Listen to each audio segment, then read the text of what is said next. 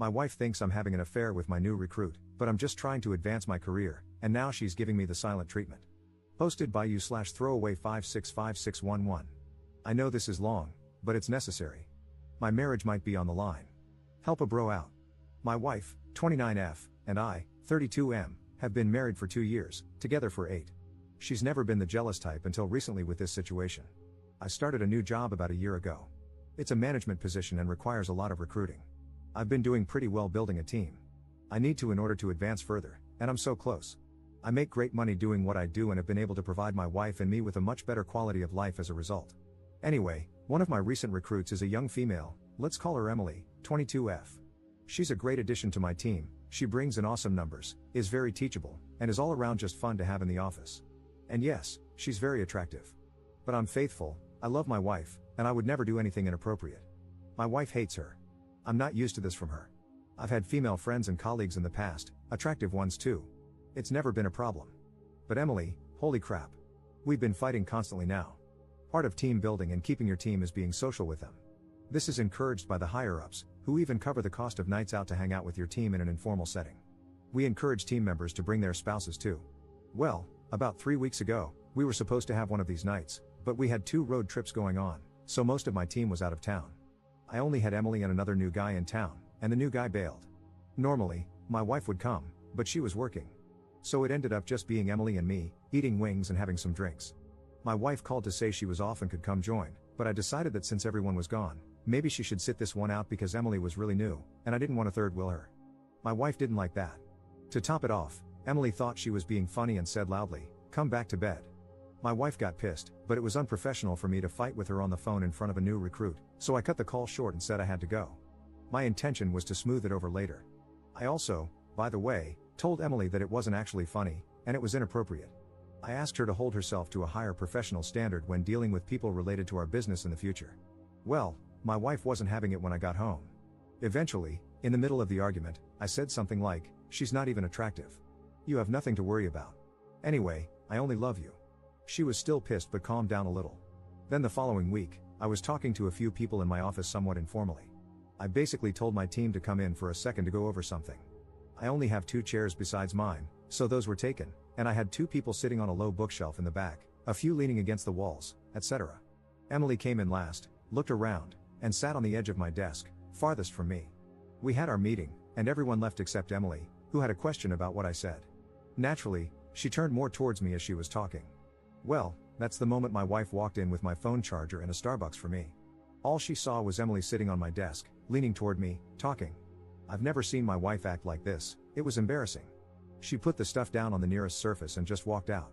I wasn't going to chase her because that would look bad. So I finished talking to Emily and then tried calling my wife, but she wouldn't answer. When I got home later, she was in the shower, crying.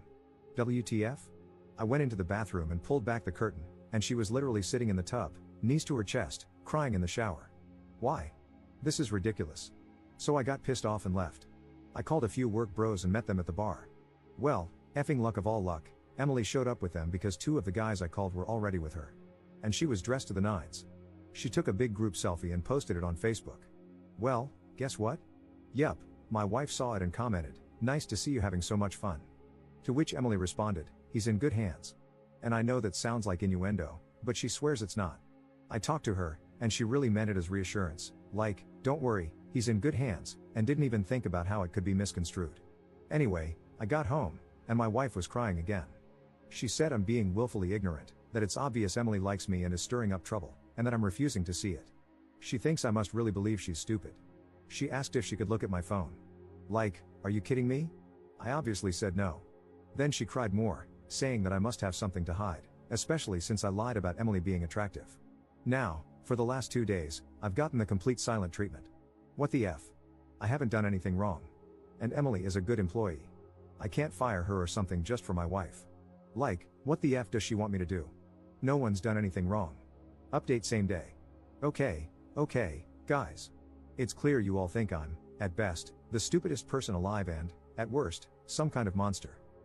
First off, I would never sleep with Emily. And while, yes, I can recognize that she's physically attractive by most standards, I am not attracted to her, especially not after all the drama her very existence has been causing me. Secondly, I'm not a bad husband. We've had 8 wonderful years together and have been through some pretty tough things before, coming out stronger than ever. I've just never been in a situation like this one before. I'm pretty average looking. In fact, my wife is very attractive, and normally, it would be me with insecurities. But I've never made my insecurities her problem. Thirdly, I'm willing to admit that some of you may be right about what's going on. If it's so obvious to so many people, including my wife, I'm not arrogant enough to say you're all wrong and I'm right. I mean, I posted for a reason, after all. Finally, though, I'm still not sure how to proceed. We don't have an HR department, as we're still a small office. It's basically my boss, 2 other people at my level, and our teams, sales, by the way. The way you guys are talking, I'm a little frightened that this could get turned on me if Emily wants to be vindictive or something. I haven't done anything inappropriate, but I'm higher up in mail. And given how I've apparently messed this up, how would my wife react if Emily tried to allege anything against me for letting her go or something? Commenter. You realize that you're still being me, right? Your wife was sobbing on her hands and knees in the shower. There's a damn good chance you've already lost her. If it were me, I'd have a bag packed before you got home from work today and make sure to turn out all the lights on my way out. You have to apologize. You have to crawl. Because at this point, you don't deserve anything that looks like forgiveness. I'm so sorry, I was a colossal moron, and I don't know what I can do to make it up to you, is where you start. From there, you have to listen to the answer. And if the answer is go away, you're going to have to accept that too. Ops response. Go away? Seriously? I never slept with this girl. I've never even flirted with her. The crying in the shower thing, yeah, that was effing stupid. Out of all of it, I feel the worst about that because I did have control over it. No one was watching. There are no excuses. But for our relationship to fall apart after 8 years over a sequence of events that have only happened over the past 3 to 4 weeks? That's a bit extreme, don't you think? I need to know what to do next so I don't keep effing up, on both fronts. Begging for forgiveness is a good start. I just wish I understood this more. I hear what all of you are saying, and I can understand how it looks, but I just wish I really understood how all this happened. Second update same day. Okay. Well, I've been talking to my wife off and on all day since I posted, echoing some of your sentiments and apologizing, trying to be empathetic. But she really isn't too interested in anything I have to say, although she is actually speaking to me nonetheless, so I guess that's something. I have Emily an assignment that requires her to be mostly out of the office and in the field for the next couple of days under the supervision of someone else, so we shouldn't really have contact for now while this is getting sorted. Going home now. I'd say wish me luck, but I doubt you will. I'll update later. Third update 1 day later. It went about as well as could be expected. I explained that I really didn't get the whole situation before, but I do now. I showed her this thread, apologized, and told her I was willing to do whatever I could to make things right. I reassured her over and over again that I didn't cheat on her. She's not sure she believes me about the cheating or sincerely understands what I've done wrong, but in any case, she's incredibly hurt. After much discussion, tears, and begging, from me, this is what she wants from me. 1. Space. She wants me to move out for a while, and she doesn't have a set time for when I can come back. 2. Counseling. Both as a couple and separately. She says this incident isn't the first time I've been unable to see things from her point of view and have hurt her as a result. Not only that, but she feels she needs help trusting me again. 3. Like many of you, she thinks, putting it mildly, that Emily needs to go away, far, far away. She wants me to tell Emily why and wants to be able to listen in somehow. I don't know how I'm supposed to do that. I feel like it crosses some sort of professional line, whether I'm willing or not. And finally, she said she doesn't know what's going to happen with us, even if I do all these things. She cried a lot, which isn't surprising. I feel awful, scared, and really effing stupid. I love my wife, and I haven't done a good job of showing it lately, I realize that now. But I really don't want to lose her. I'll be speaking to my boss tomorrow about how best to deal with this in terms of letting her go, transferring her, or something. My wife wants her fired, period. I'll see what I can do. I'm in a motel right now. I spoke to my father, and he pretty much told me I'm an idiot and to do whatever it takes to fix this. My parents are very fond of my wife. Thanks again, guys. I didn't realize how bad this was. God only knows how much worse it could have gotten. Op when told Emily should be fired. I'm aware she should be fired. If you've read all my posts in this thread, you know I've figured this out. I spoke with my boss today. After first making sure I truly hadn't done something inappropriate with her, he agreed that she needs to go. You have to understand that the culture of our small office is very informal. We all make off-color jokes, rag on each other, and goof around. But at the same time, our image is important. I may joke around with you and be your buddy outside of work, but make no mistake, I should also appear to you as someone who is serious about the business and has my act together. That's why I don't like scenes or letting on about troubles in my personal life. My wife has always understood how this works. That's why when that first very inappropriate joke was made, I tried not to make much of it. I thought it was possible that Emily, having seen how the office camaraderie works, just thought she was being funny but failed. So, as I said, I spoke to her about it being inappropriate but didn't make it a huge deal. I also thought that given my wife's knowledge of how the office works and her prior exposure to it, she might be overreacting. A major fail and error, I know that now. I was seeing the things going on as isolated events, each with an explanation, rather than as one entire mess, which is what it actually was. I'm very embarrassed by my oversight as a professional and extremely sorry as a husband.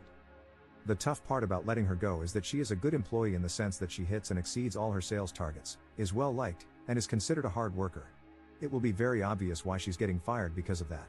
Now that I have a grasp of the situation for what it is, I fear, and my boss agrees, that she may be the type of person to make her termination messy. Given that we're a newer office, this is problematic. My boss believes we were being baited from the start and that she not only knew what she was doing, but that it probably had little to do with me and more to do with her trying to set herself up for something or create some sort of sordid leverage. I have no idea. All I know is that I have to fix this immediately but carefully. However, my wife doesn't want careful, she wants swift, decisive action she can save her. I get that, I really do. But that's the part I'm trying to figure out now. Op on the legality of recording the firing or the firing itself. I'm not in a state, I don't reside in the US. We don't think she has a legal leg to stand on. It's the court of public opinion and the company's reputation we're worried about. I told my boss that if it came to that, I'd leave. I hope that's not the case, though, as my wife got me this job and, despite this incident, has been proud of my work here. I was injured a few years ago and couldn't work my labor job. She knew someone in a higher position here and got my foot in the door with no experience. I'd hate to leave in disgrace with nothing else on my resume for this field of work.